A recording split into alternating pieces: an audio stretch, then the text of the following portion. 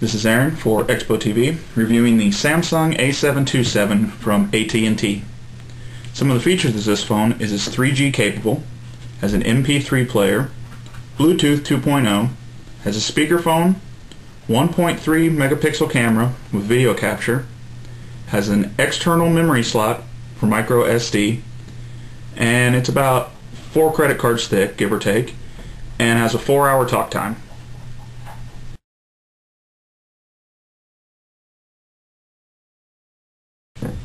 Some of the pros of this phone.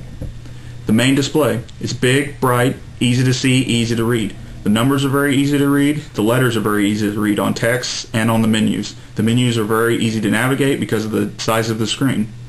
Customizable, this phone is very customizable. It's got ringtones that you can add yourself, or you can use the ones on your phone. Each caller ID can be customized to add ringtones to that person or add a photo to that person when they call. The background of the phone is customizable as well. Can be used in conjunction with the camera to take pictures, or you can load pictures from your computer, or have the ones preloaded on there. Even some of the menu layouts are customizable to your liking if you prefer, however you prefer them.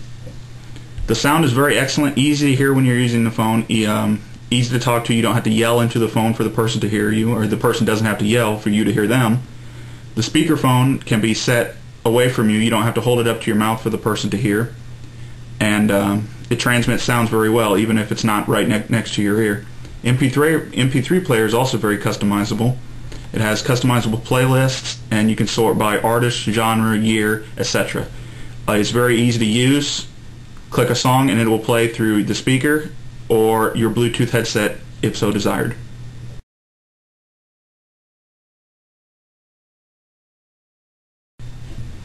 Some of the cons of this phone. The navigation buttons are very small, very hard to be precise with them. The numbers on the bottom are fine. You can be very accurate with those. Never had any problems with those. The navigation buttons are very small though. Anybody with big hands will have a problem. You can't be that precise. Sometimes it takes 2 or 3 clicks to click them because they're small. The camera has no flash and no focus. The images come out very blurry, and if your hands are shaking at all, the image is going to be very, very blurry. It has no self-portrait mode, so if you want to take self-portraits, you basically have to guess or trial and error, flip back between.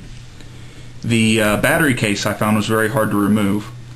I had to push a few times, and even then it took a lot of strength. I felt like I was almost going to break the phone. The SIM card is almost impossible to remove by yourself. I had to take a pair of pliers to be able to pull it out and put her back in. Going back to the camera, the shutter, you can't silence the shutter. I'm sure they have a reason for that. Privacy issues. There's no full games on it. People love to play games on their cell phones.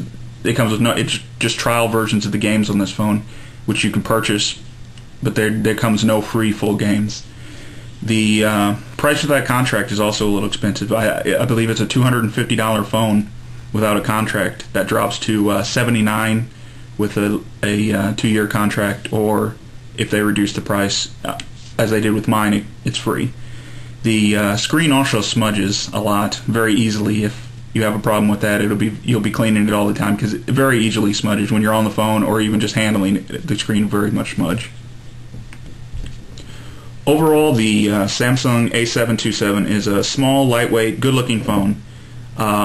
Small button navigation issues, but overall the pros outweigh the cons. If you're looking for a thin candy bar type headset, I would highly recommend the Samsung A727 to you. Thank you.